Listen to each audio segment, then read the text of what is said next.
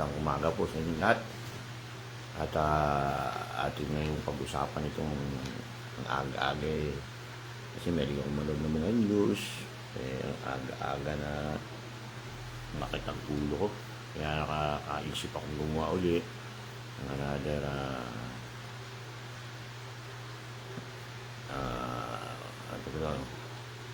yung opinion at halo na rin theory, conspiracy theory. Ito. Ang pag-uusapan po natin ngayon about incompetence / deception ng ating pamahalaan ngayon, di ba? Ano incompetence? Simulan po natin ng bago-bago pa. Hindi po ba nung magbobotan since napakalakas ng Duterte clan, ang lakas ng tiwala ng taong bayan sa kanila, is talagang ginamit nila yung kanilang paboritong dessert, which is mangga gamit. So sumakay sila doon. Ito na naman, mahilig ito sa sakay sa opportunity na may makagrab sila ng credit or makagrab sila ng popularity. Kasi nga mahilig sila sa dessert nilang mangga gamit itong mga ito. So simulan natin bago natin talakayin yung incompetence and deception, maganoon na tayo sa mga ilang background, no? Ngayon, meron akong nakita sa inyo, sinasabi nila na yung walang gutom award, DSWD, utang ina, dahil sa pagiging incompetence nyo, eto na naman, meron na naman kayong deception ginagamit, or mangga na naman ang inyong dessert kung gagamit na naman kayo. Kasi po itong walang gutom awards na ito, parang ginagrab nila yung credit ng isang NGOs na ginagamit nila para i-grab yung yung credits dyan. Kasi yung foundation na yan, yung yung foundation na Galing Po Foundation, Galing Po Foundation, na pupunta sila sa mga LGUs, local government, titingnan nila kung anong galing ng local government to alleviate poverty. Nakuusapan natin alleviate poverty, no? Pinanood ko yung kanilang news clips. Itong si Mga Bobo, ito si Gadon, di ba? Kung mas kagadon, ang kapal ng mukha mo.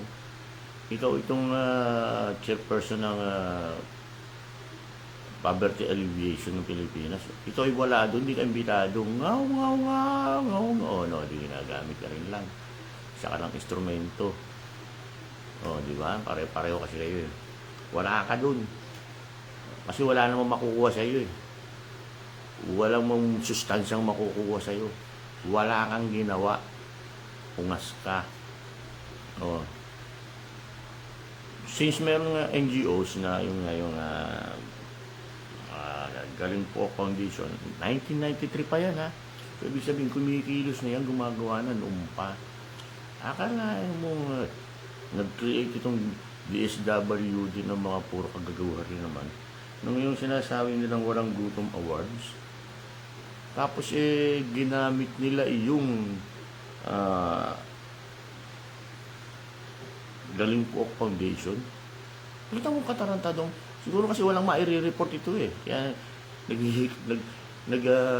kay-cradle talaga na makakuha ng makagrab ng mga accomplishment ng NGOs eh. Ng mga LGUs eh.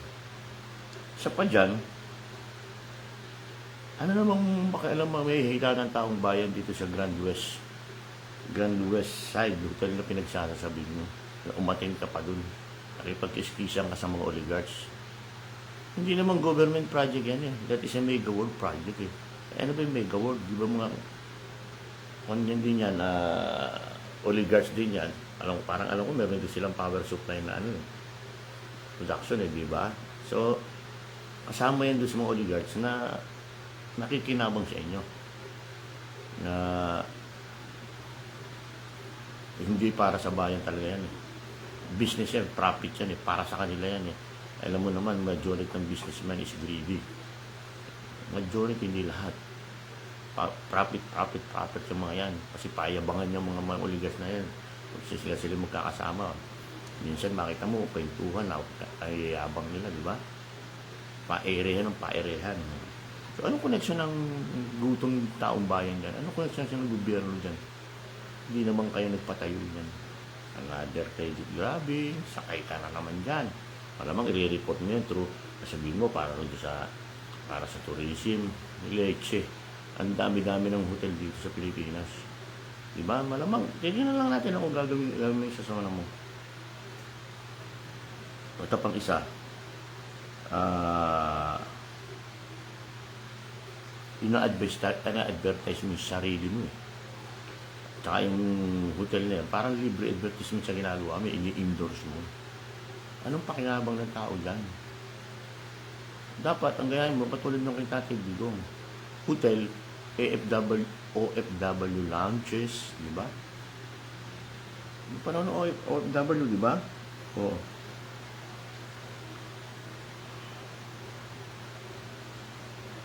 Ay, naku, pangiran. Tapos yung sa Tatak Pinoy Act. Ano ginagawa mo sa Tatak Pinoy? Wala naman eh. Di ba? Yung mga Tatak Pinoy, mabuti pa nga si President Duterte. Nilagay niya ng OFW. Yung sa OFW bank, OFW lounges, mga hotel, libre lahat. Wala kang ganun. Di ba? Wala kang ganun. Kasi para ka sa oligarko eh. Oligarko kasi. Di ba? So, at itong ating nangyari dito sa Pasig Rehabilitation Development dito sa Maynila, yung news mo pa, yung sa may maraming makikinabang na mga small businesses. Diyos ko naman, anong pa ni Yorme yan? Credit grabbing ka na naman eh. Anong pa ni Presidente Duterte yan? Oh. Anong pa ni Yorme yan na nakakalaban mo sa butuhan? Oh. Bakit kailangan mong i-grab? Hindi mo nga nabanggit eh. Hindi ka nagbabanggit kung sino mga tao nagpasimula nun eh. Tailin mo, ikaw. Uy, naku, hindi uy. Kaya, mahilig sila talaga rito. At itong pang isa. Bakit nung January, inulit mo na naman, nung January, uulitin mo na naman ngayon June 30. Yung inyong deception. Deception nyo dahil incompetence kayo. Ano yung deception na to? Since nung January, nung una mag-launch ang maisog sa Davao, akala mo sabayan nyo? At anong ginawa ninyo? Yung bagong Pilipinas launching, no? Na nagpagawa kayo ng kung ano-ano items, pinuwersa nyo yung mga empleyado nyo, na pag linggo yan, ha? Kung hindi pupunta, pwede mas hindi pupunta, pwede, pero mayroon kayong threat. May circumstances sila. Diba? Narinig ko yan eh. Personally, narinig ko rin sa mga empleyado nyo kasi actually, pinili nila akong gawin ko yung mga t-shirt nila. Oh. Diba? Since mga kaibigan kong iba doon na talagang noon pa naman nagkakaroon kami ng negotiation tungkol sa mga government of apparels na yan, siyempre, gagawin natin. Pero sinasabi naman yun. Diba? Oh. Ito pa. Ngayon, June 30, merong nationwide mga issue. Na sigurado baka lagyan nyo na naman mga auction track, i-develop, marami kayong pupinteriyahin yung local government na nag-approve, magbibigay kayo ng permit na dagdag bawas, bawi, bawi, di ba? Tapos, takutin nyo yung mga private na nagbibigay ng pahintulot. Ano ba tayo, martial ba tayo? Dahil sa pagiging incompetence nyo, gusto nyo naman na dahasang gamitin, pananakot, intimidation. Di ba?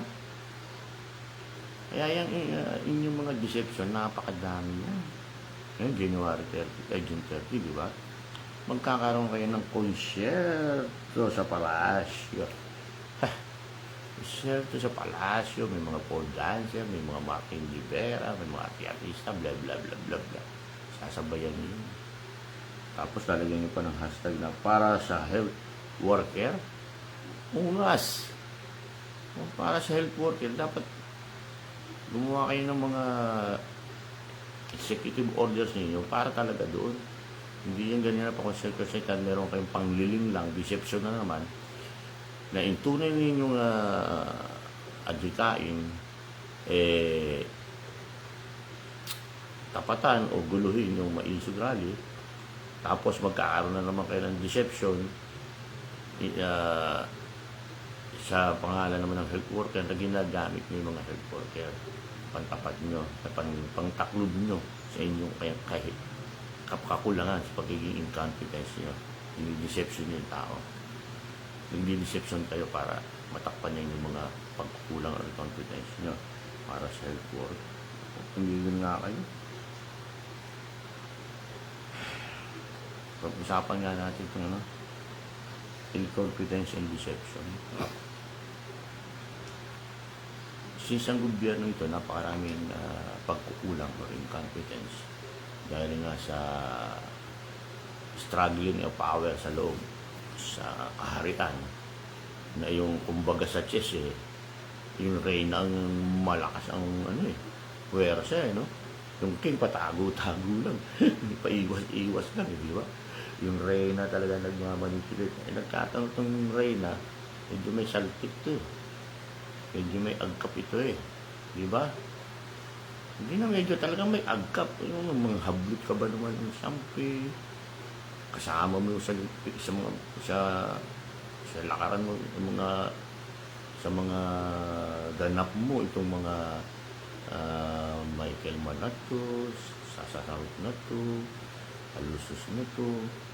Yung bang mga ibig sabihin merong medyo kaduda-duda yung mga karakter nila dahil sa kanila involvement sa kung ano-anong hindi magandang kalakaran. Matatakbo kitang matino? Siyempre, siguro naman hindi, baka nga hindi, malamang hindi, di ba? Medyo pagkakamali mo, ipopoint mo yung iba, tatanggalin mo sa posisyon, nang agaw ka siyempre, yung camera, hindi mo mapipigil yung general manager yun. Ang ginawa mo, tinanggal mo. So, yung incompetence mo, nagkaroon ka ng deception mo na ang may kasalanan yung general manager. Diba? O, nag-resign ngayon si Inday Sara. Kasalanan mo rin dahil incompetence kayo kasi nga struggling kayo ng power niya sa loob kasi hindi malaman sino presidente. Yung si Tambi, lahat ba naman executive function, nandoon siya. Lagi nakabubulong-bulong parang yung impacto. Dapat lagi siya sa kaliwa bubulong Kasi di ba mga damo nyo, ganun sa mga kaliwa bubulong puro kasama nyo. Lagi lang yun. Iba-ibang iba-ibang utos, iba-ibang pananaw, iba-iba lahat. Kasi mahirap mag-isip ang tatlo ang ulo. Di ba? Mahirap yun. Yung isang nga lang ulo, pag-iisip mo, naglalaban yung tama ba ito, mali ba ito, tama ba ito. Tapos meron pang tatlong ulo, di rumble na yan. Di ba? So, incompetence. Ngayon, babanatan nyo naman ang deception yan.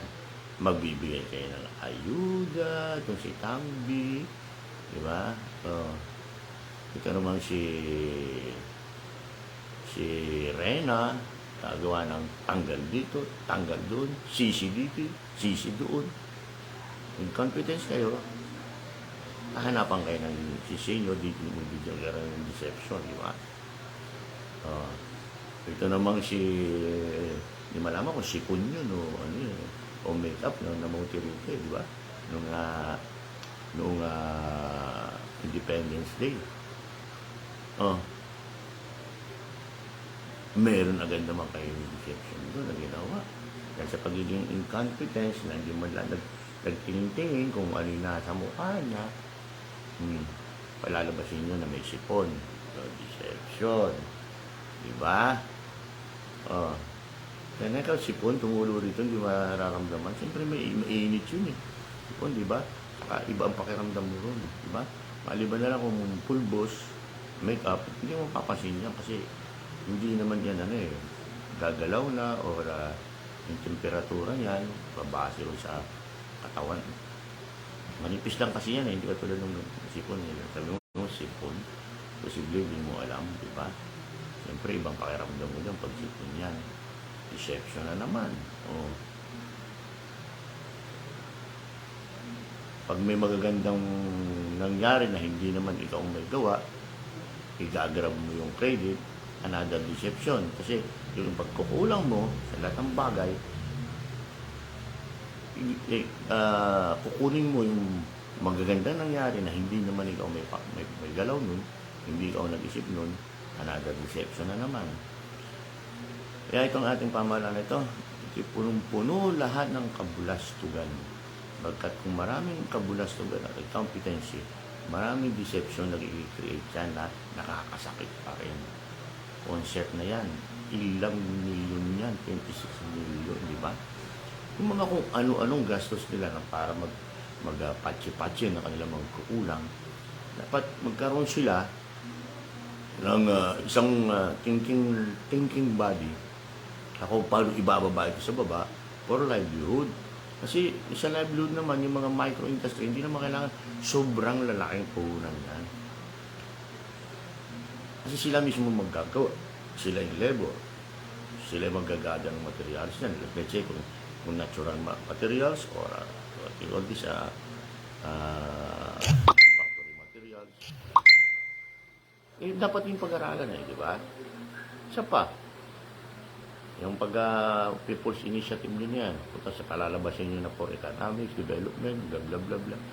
Ay parang sa kapangyarihan niya, di ba? Kung totoo, kung iniisip niyo yan, parang dapat, pinawala kayo na, dapat sinakyan nyo yan ng proyekto.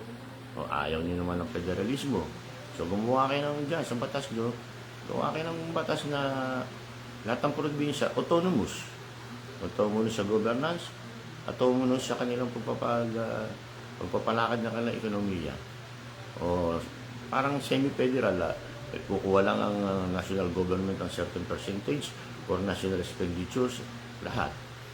Pero yung mga local DSWD, yung mga local Department of Municipal Health, lahat yung mga national department na magkakaroon ng local governments, bahala na yung autonomy. Diba? Ba't hindi rin yung gawin? Suggestion lang. Theory lang. Kung ayaw nyo ng federalism, para mapadali yan, gano'n na lang. Magbanday na lang sila ng batas na gano'n.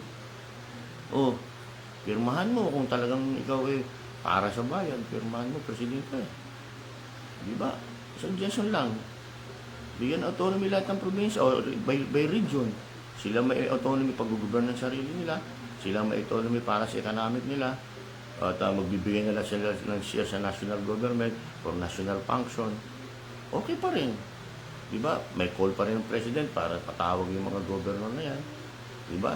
Kasi pagka gano'n na nangyari, magkakaroon ng competition ng mga region at ang tao madali mamili.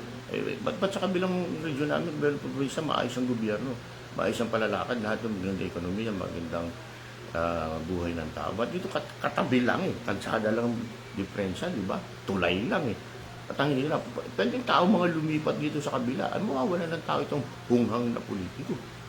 Di ba? O kaya hindi na sa iboboto pa ulit sa pagkakabotohan. Suggestion lang po. Kasi kung magpe-federalism siya, napakatagal pa dyan. Magpanday na lang po kayo ng batas dyan sa Kongreso at saka dyan sa Senado. Kaya lang, duda ako na gagawin nyo. Kasi putang ina kasi yung mga nakapudang puro personal interest. Mga gremlins nga Kung sino magsaboy. Gremlins, di ba? Magsaboy ka ng tubig, dumadami. Iba ito, nag-level up na sila Hindi na tubig tinatanggap nila, inaayawan Kwarta. Magsaboy ka ng kwarta, dadami sila magkakakampi. At lahat naman, puro kawalang yan ang gagawin. Gremlins, puro katarantaduan, puro pang bubuli, puro pang nanakit, lahat, di ba? Puro pang tapos, di ba, ang gremlins matakaw pa sa ginto. Gusto nila maraming ginto, yaman. Kaya yung gremlins, patama yan dyan sa Kongreso, patama yan sa Senado, patama yan sa mga departamentong kaya lang, ang pinunong gremlins, yung nasa taas, ang Pangulo. Di ba sa pelikula ng Gremlins, yung unang-unang gremlins, siya ang pinakamalaking gremlins, siya ang namamahala. Di ba? Mga chorus sila na. Kaya itong ating pamahalaan, Republic of Gremlins to eh. Sa ngayon, ha? Sa ngayon. Kaya ibalik na natin yung tunay na nagmamahal sa bayan.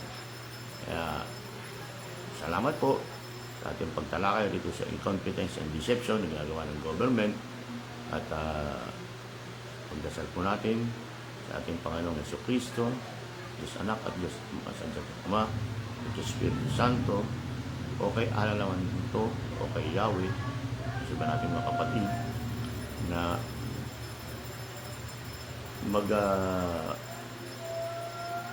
divine intervention na po.